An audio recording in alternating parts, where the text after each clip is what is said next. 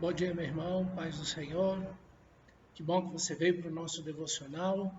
Uma alegria estarmos juntos, poder compartilhar as Escrituras Sagradas. Esse livro extraordinário que é o livro de Êxodo, tantas lições extraordinárias para a gente. Eu gostaria muito hoje de meditar com você nesse livro. Por favor, abra a sua Bíblia, abra o seu caderno.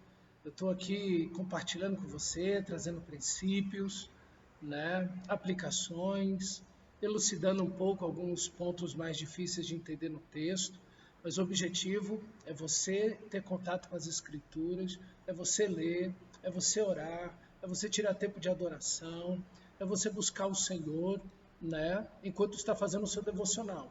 É ler o texto uma vez e outra, e anotando, respondendo as 5 perguntas do Devocional Descobertas. Então, o objetivo é esse, é animar você, incentivar você, dar ferramentas para que você possa fazer um bom devocional. E às vezes sempre tem alguma dúvida ou outra, algum texto mais difícil, ou alguma explicação que precisa ser feita, e aplicações que você pode ampliar no seu estudo, na sua meditação, no seu devocional. Então, eu quero animar você que você faça e faça muito bem, com toda a dedicação, com todo empenho, tendo um horário, especial todo dia, que todo dia, naquele horário que você separar, você possa desligar seu celular, desligar o WhatsApp, sair das redes, entrar no seu quarto e ali se debruçar na palavra de Deus e poder meditar no texto sagrado. Nós começamos a ver no último vídeo o capítulo 12 do livro de Êxodo, e nós falamos um pouco sobre a Páscoa, sobre o que é a Páscoa, esse evento tão extraordinário que aponta para a cruz de Cristo. Mas junto com a Páscoa existe uma outra festa, que é chamada a festa dos pães sem fermento, ou dos pães asmos, que Deus tinha ordenado para o povo de Israel que eles deveriam celebrar por 7 dias essa festa, onde eles não levariam nenhum fermento. Eles iam abolir todo o fermento da nação de Israel e iam comer pães sem fermento algum. Deus faz isso para mostrar para Israel, e essa é a aplicação do apóstolo Paulo, lá em 1 Coríntios, que o povo de Deus é um povo sem fermento. O fermento é uma influência, um pouco de fermento de Jesus leveda toda a massa. Então, quando você põe um pouco de fermento, aquilo influencia tudo. E o que o povo de Israel precisava era não apenas sair geograficamente do Egito. O povo de Israel não poderia simplesmente sair da nação do Egito. Eles tinham que deixar toda a influência do Egito para trás. Os aspectos pecaminosos da cultura egípcia. Eles haviam vivido lá por 400 anos. Então, eles absorveram muitas coisas da cultura egípcia. Inclusive, esse foi uma grande luta no deserto com Moisés, foi a idolatria deles, e a imoralidade. Você vê, Moisés está no monte lá ouvindo Deus, recebendo as leis de Deus, e eles já fazem 2 bezerros lá, e assim vai. Esses aí são os deuses que te tiraram da terra do Egito. Enfim, então, veja, meu irmão, que a idolatria, os costumes, a cultura, a maneira de negociar, educar filhos, ter família, eles estavam completamente absorvidos na cultura egípcia. Então, o que Deus está mostrando para eles, e essa é a aplicação que Paulo faz em 1 Coríntios, é que nós como igreja, nós como cristãos, somos um povo sem a influência do mundo, do pecado, das trevas do Egito. Esse homem que lá em 1 Coríntios estava tendo relações sexuais com a esposa do seu pai, no caso a sua madrasta, Paulo disse, por que vocês ainda detêm esse homem dentro da igreja? Porque vocês ainda aceitam esse homem dentro da igreja. É inaceitável, nem os gentios, nem o mundo, nem as pessoas do mundo aceitam uma situação dessa.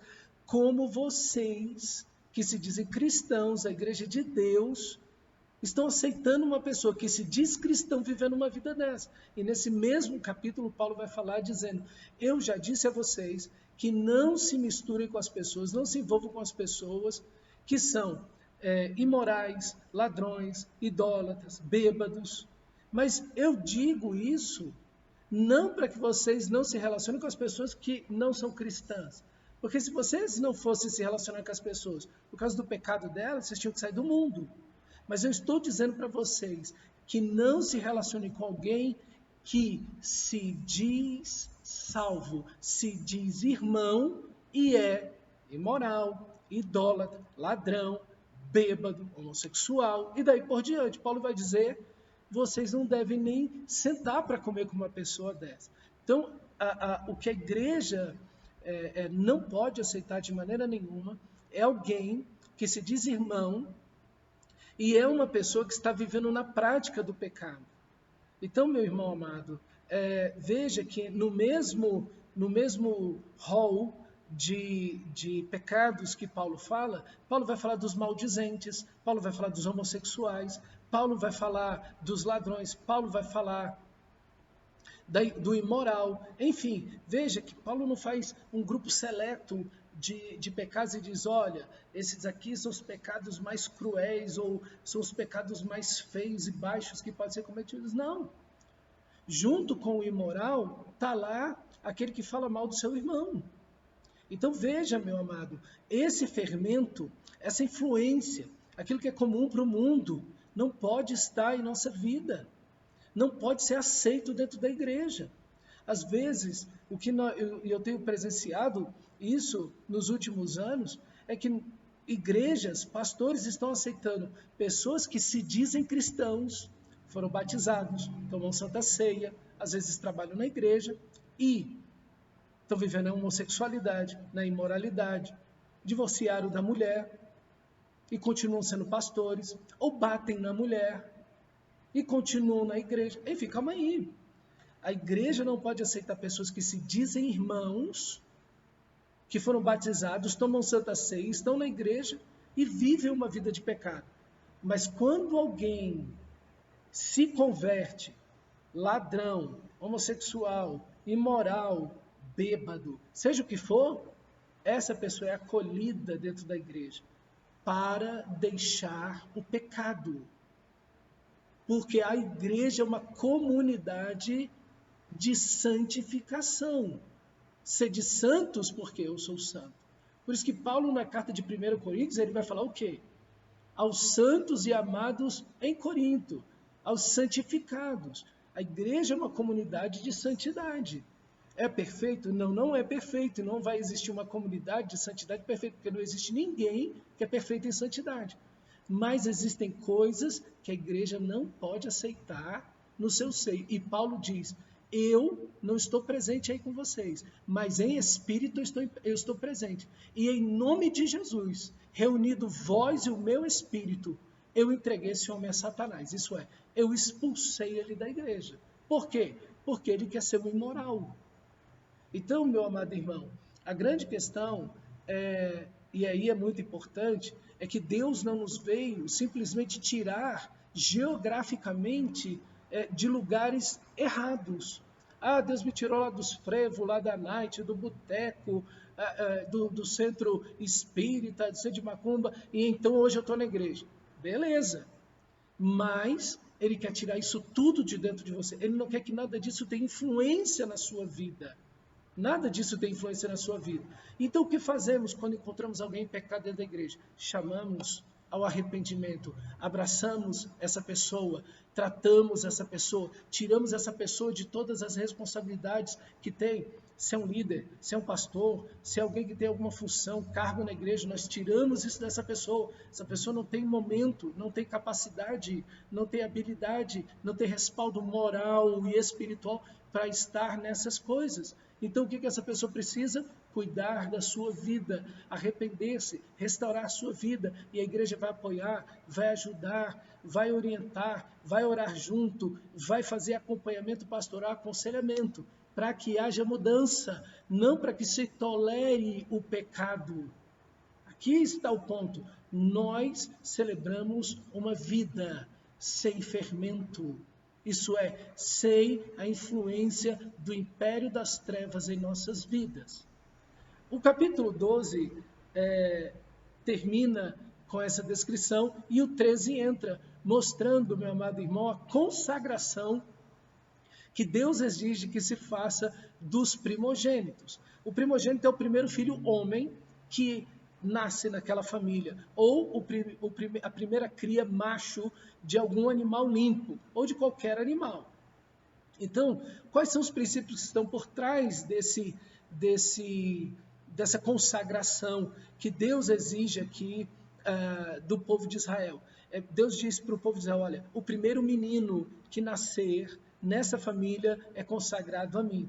Então, a ideia, meu irmão, é a perpetuação da fé, da entrega, da dedicação, do amor para com Deus naquela família. Isso é, o pai, a consagração não era feita pela mãe, o pai, o homem, e a mesma coisa que Paulo vai dizer lá em Efésios capítulo 5, pais, criai os vossos filhos na demonstração do Senhor e na disciplina do Senhor. Ele não está falando da esposa, ele não está falando dos pais como a gente entende pai e mãe. A palavra usada ali por Paulo em Efésios capítulo 5 é para o homem, para o pai. Talvez para tirar essa dúvida deveria ser traduzida assim, e vós maridos, né, educai os vossos filhos, porque aí dá a ideia do homem, do pai, não ficaria boa a tradução, mas pelo menos tiraria um engano. A ideia do homem, é a atitude do homem de fazer a consagração. O homem é consagrado a Deus. O homem consagra a sua família a Deus. O homem consagra seus filhos a Deus, seus netos a Deus. Josué diz, eu e minha casa serviremos ao Senhor. Então, essa é a ideia da perpetuação da fé. Aquilo que eu vivi e conheço de Deus, eu vou transmitir aos meus filhos e aos meus netos, e se Deus me der graça, aos meus bisnetos, e eles também, alimentados e tendo essa vida com Deus, vão perpassar essa fé para os seus filhos e netos, e assim nós vamos ter gerações inteiras encontrando a graça e o amor de Deus. A ideia da consagração é que Ele é o Senhor, que Deus é o Senhor, que essa consagração é a pessoa de Deus. Nós consagramos os nossos filhos, a nossa família, o nosso casamento, nós mesmos a Deus. E essa consagração é irrevogável. Isso é, aquilo que se consagra a Deus, você não pode mais tirar dele. É dele. Consagrar significa colocar sob a mão de Deus e dali você nunca mais pode tirar. Por isso que a ideia do texto é que a consagração ou é para a vida ou é para a morte. Se você consagra o seu filho para Deus, ele pertence a Deus. Ele vai viver por Deus e para Deus. Ele é de Deus. Mas se você não consagra seu filho a Deus, o seu filho morre. O seu animal morre. Por isso que você consagra o seu filho a Deus. Por isso que você consagra até os animais. Tudo que você tem, todos os seus bens, o seu dinheiro, tudo na sua vida é dele. É para ele. É para a glória dele. E inclusive os seus filhos e as gerações que se seguem. Deus não quer, meu irmão, que você perca a sua família. Que Deus não quer que você eduque seus filhos como os egípcios fazem. E você venha perder seus filhos. Deus não quer que você perca a sua família. Ao contrário, que você eduque seus filhos no caminho do Senhor. Essa é a ordem de Deus. Que no capítulo 6 de Deuteronômio você coloca esse amor por Deus no coração do seu filho. Esse amor que você tem por Deus, essa paixão intensa e profunda que você tem por Deus, você coloca isso no coração do seu filho. E isso é consagração. Mas começa comigo. Não começa com eu consagrando a vida do meu filho a Deus. Não. Eu consagrando a minha vida ao Senhor. E outra coisa importante é que a consagração não é simplesmente aquela oração que é feita na igreja com o nenenzinho pequenininho, recém-nascido, e aqui nós estamos apresentando essa criança e consagrando ela ao Senhor. Fazer isso é bom? Excelente.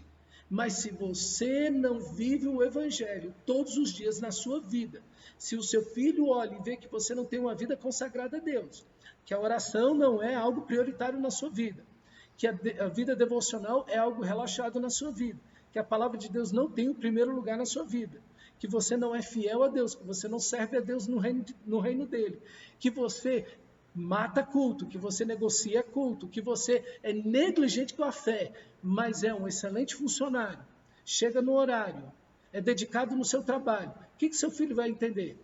Aquilo que pertence a Deus pode ser feito de qualquer maneira, aquilo que é para Deus pode ser feito de qualquer jeito, mas aquilo que é temporário tem que ser feito com a maior excelência. Aquilo que, entre aspas, é secular, tem que ser feito da melhor maneira. Mas o que é para Deus é de qualquer jeito. Não, meu pai é infiel, minha mãe é infiel.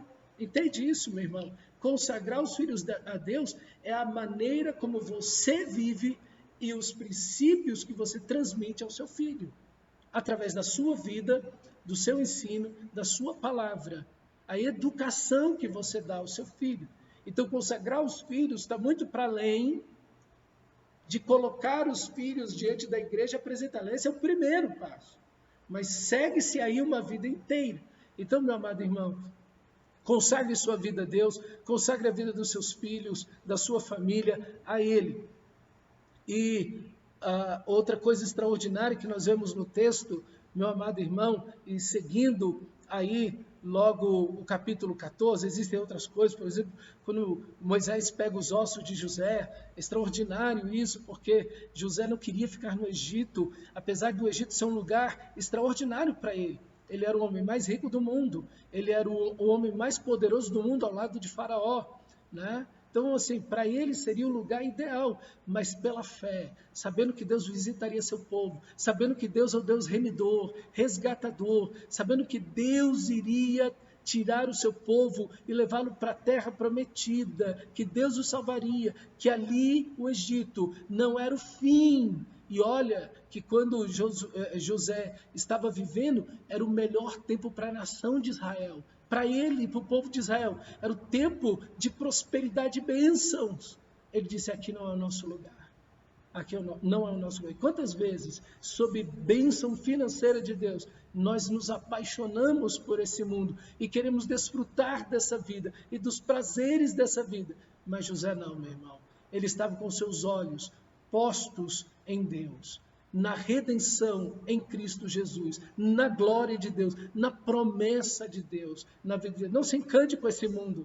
Não se encante mesmo que hajam prosperidades na sua vida. Se Deus está te abençoando, louvado seja o nome dele. E que você use a prosperidade que Deus está te dando para o benefício da sua família, para o bom sustento dos seus, mas também para o investimento no reino de Deus. Mas não ponha seu coração, meu amado irmão. Não se apaixone por esse mundo. Não se apaixone por dinheiro, porque ninguém pode servir a dois senhores. E por último, eu queria mostrar para você, e é justamente o capítulo 14, quando o povo de Israel sai do Egito, e eu queria que você olhasse aqui para mim, no celular, eu acho que dá para ver mais ou menos bem, o povo de Israel está bem aqui, ok? Esse é o local onde o povo de Israel se encontra. Aqui é o rio Nilo, que vem correndo boa parte da África, e ele aqui, está vendo tudo verdinho, aqui ele abre em vários braços, e essa terra é extremamente fértil. E essa